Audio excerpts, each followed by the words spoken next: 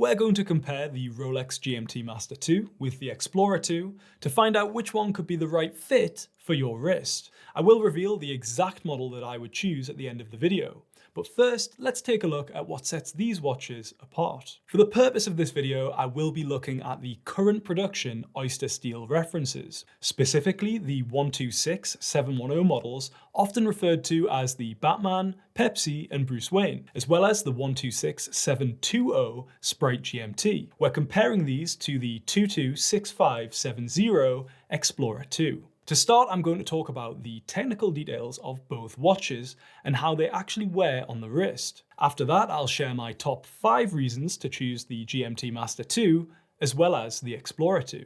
With the GMT-Master II, you get a 40mm case, but more importantly, the 48mm lug-to-lug measurement allows the watch to wear well on most wrist sizes. The watch is only 12mm tall, which is quite thin for a mechanical automatic GMT.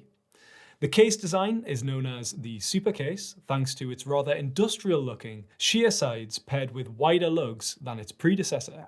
Between the lugs measures 20mm, which is a common size for straps. However, most wearers never take off the exceptional metal bracelet. The Explorer II, on the other hand, features a larger 42mm case and with a longer 50mm lug-to-lug distance, resulting in a watch that wears slightly larger. It is still nice and slim for a sports watch at only 12.5mm tall. Compared to the GMT, the lugs on the case are more tapered, and despite the overall dimensions, it actually wears very flat on the wrist.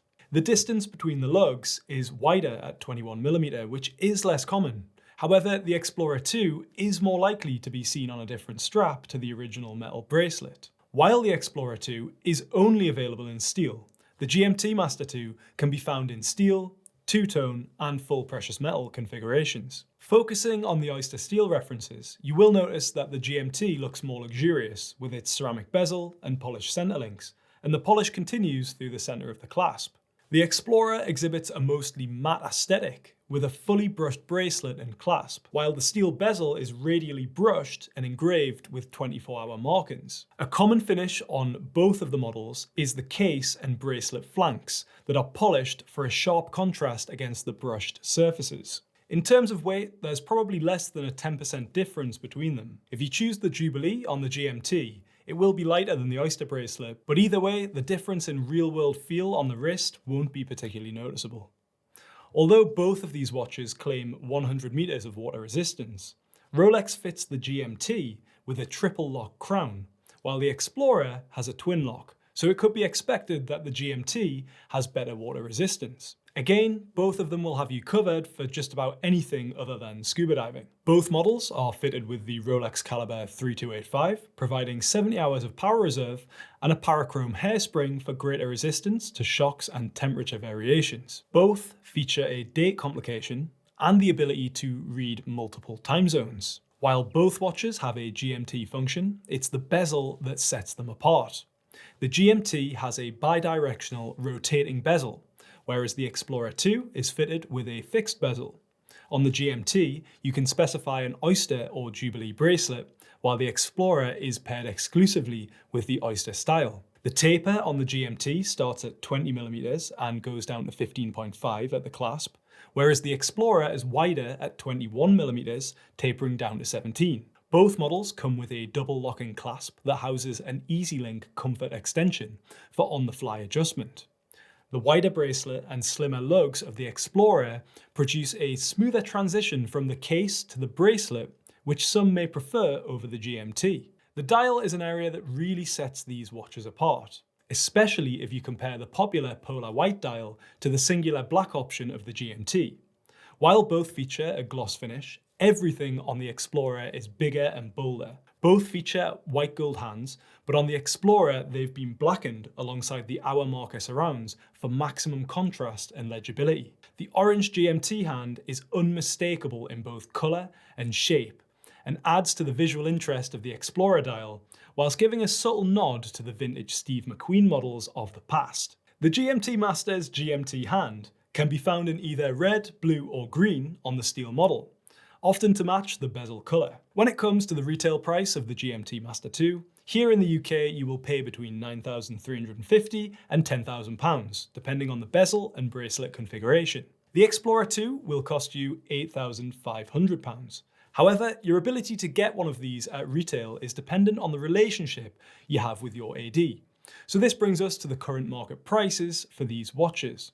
We'll refer to full set examples dated 2024 for sale with professional dealers. The GMT can be found from around £13,500 for a Batman and from around £17,500 for a Pepsi. Meanwhile, the Explorer 2 can be found at or just above list price for the black, and you'll pay a small amount more for the white.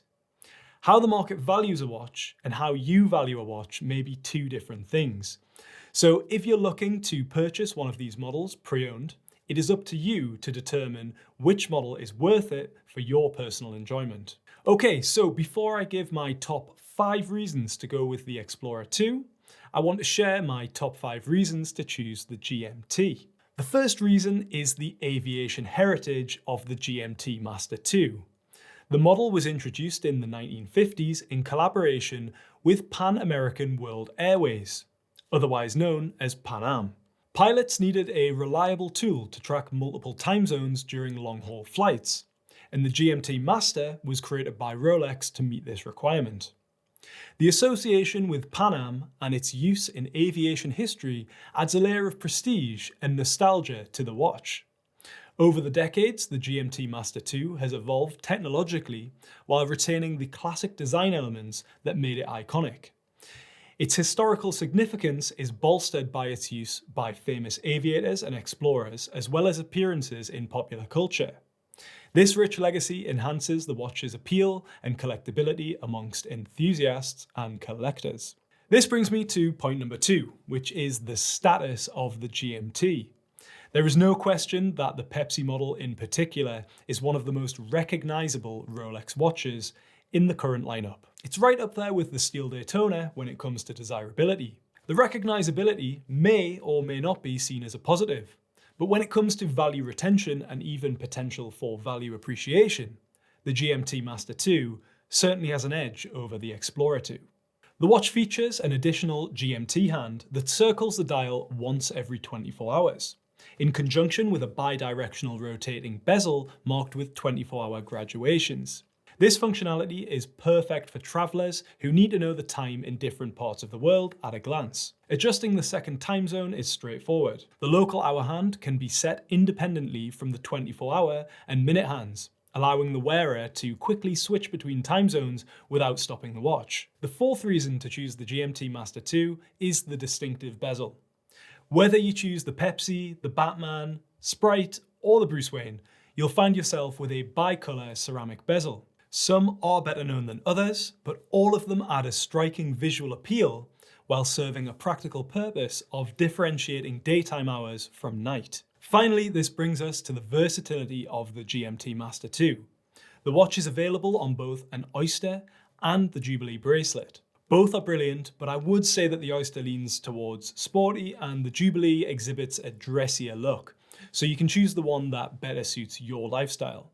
No matter which bracelet you choose, the overall style and finishing on the watch lends itself to nearly all occasions. For those leaning towards the Explorer 2, here are my top 5 reasons to choose it over the GMT Master II. The first reason is the character of the watch. The watch has an adventure heritage, with the first model being introduced in 1971. It was originally designed for spelunking, which is the exploration of caves, with the GMT hand to differentiate between day and night. The watch isn't the obvious choice for the majority of Rolex sports watch buyers.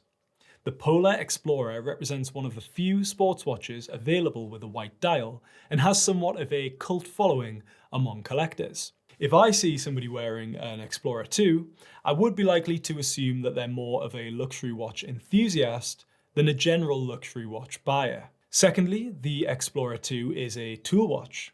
It's one of the only remaining watches in the Rolex catalogue that stays true to its origins as a professional watch. From the all-brushed finishing to the highly legible dial, it's a sporty and rugged design. And it's one of the few sports models to retain a steel bezel. Many of the current production professional watches lean more into luxury than pure functionality when compared to their predecessors. Whereas the modern Explorer 2 feels like it wants to get out there and adventure more than it wants to accompany you to a restaurant.